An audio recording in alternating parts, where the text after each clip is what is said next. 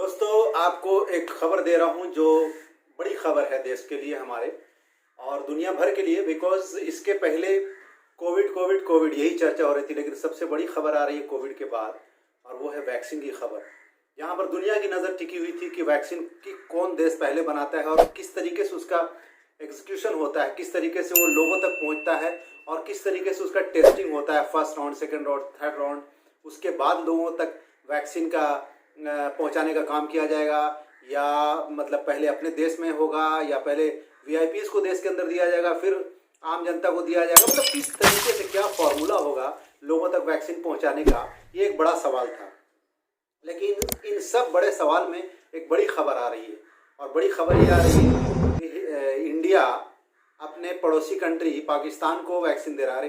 पाकिस्तान नहीं, सॉरी, नेपाल को उसने वैक्सीन का एक बड़ा लॉट, तकरीबन 3 लाख वैक्सीन उसने नेपाल को दे दिया है। अब ये बात जैसी चीन तक पहुंची, वो परेशान हो गया। और पता है उसने क्या कदम उठाया?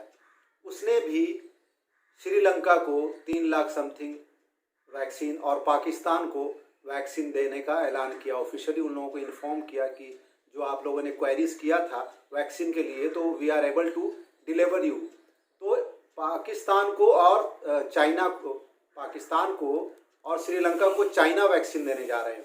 और वो भी इस वजह से, या किस वजह से वो तो वक्त बताएगा, कि इंडिया ने सडनली नेपाल को इतना बड़ा लॉट दे दिया। और बताया जा रहा है कि इसमें बहुत सारे लंबी चौड़ी लिस्ट है जिनको इंडिया वैक्सीन देने की प्लानिंग कर रहा है और प्रोसेस में है बाज़ाब्ता। तो मैं कुछ नाम बताने जा रहा हूँ दोस्तों आपको। प्रवक्ता ने बताया कि 20 जनवरी 2021 से भारत अपने मतलब पड़ोसी देशों और आसपास के देशों को जो जिस तरीके से दे रहा है, जैसे भूटान को 1.5 लाख दिया, मालदीव को 1 लाख दिया, नेपाल को 10 लाख, बांग्लादेश को 20 लाख, म्यांमार को 15 लाख, मॉरिशस 1 लाख, सेशल्स को 50,000 और श्रीलंका को 5 लाख और बहरीन को 1 लाख सहित करीब 55 लाख खुराकें उपलब्ध कराई है। तो दुनिया भर में एक बड़ी चर्चा हो रही है इंडिया की कि इतने बड़े पैमाने पे इतने सारी कंट्रीज़ को, आसपास की कंट्रीज़ को इसने वैक्सीन मुहैया कराया है। तो दोस्तों, सबसे बड़ी बात क्या है? पास करोगे?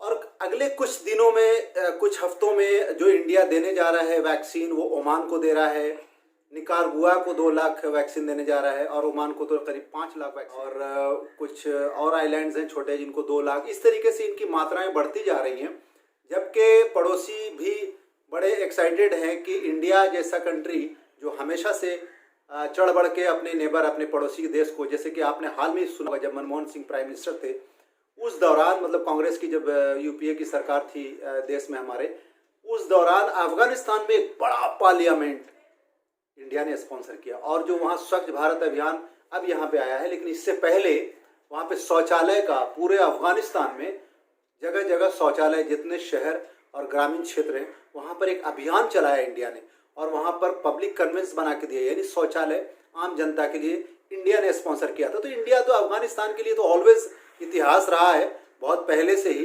इंडिया का कंट्रीब्यूशन अफगानिस्तान के इस टाइप के डेवलपमेंट में ऑलवेज रहा।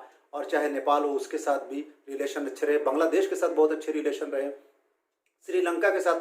लेकिन कुछ टाइम से चाइना की कूटनीति ऐसी हो गई है दोस्तों कि वो पाकिस्तान को हाथ में, चाइना को हाथ में लेना चाहता है, साथ साथ नेपाल को भी हाथ में लेना चाहता है, ताकि वो इंटरनेशनल आप लेवल पे जाएंगे तो वो बताना चाहता है और जताना चाहता है कि ये 3 कंट्री या 4 कंट्री, 4 मतलब अफगानिस्तान तो कभी चाइना के सपोर्ट में रहा नहीं, ऑलवेज इंडिया के सपोर्ट में रहा, इवन पाकिस्तान के सपोर्ट में भी नहीं रहा। अभी प्रेसिडेंट जब अभी नए आए थे, उस ज़माने में भी 2018 में जब वहाँ इलेक्शन हुआ था, तो उस टाइम में भी ऐसी बातें आ रही थी कि वो पाकिस्तान की तरफ उनका झुकाव होगा, लेकिन ऐसा हुआ नहीं। दोस्तों, ये बड़ी गौरतलब बात है कि वहाँ की जनता, वहाँ का बच्चा बच्चा इंडियंस को प्यार करता है।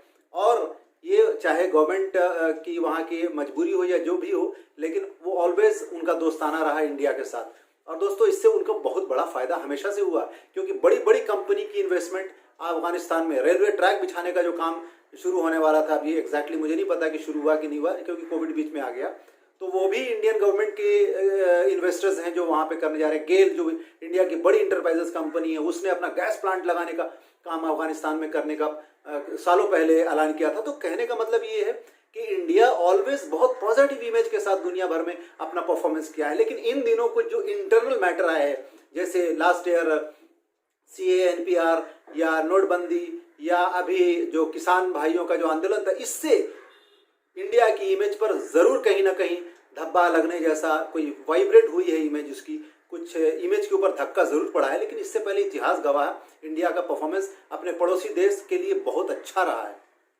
कट करोगे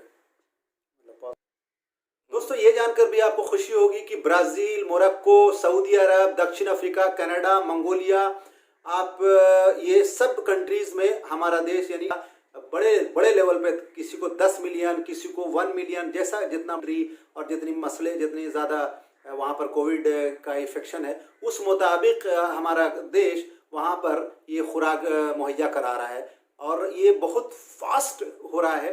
यानी दुनिया के बहुत ज़्यादा हिस्सों में जो वैक्सीन पहुंचाने का काम कर रहा है, तो हमारा देश इंडिया कर रहा है। हमारे देश को सलाम, और ऐसी बीमारी दोबारा ना आए, ऐसी हम कामना करते हैं। दोस्तों, अपना और अपने परिवार का ख्याल रखिए। जय हिंद।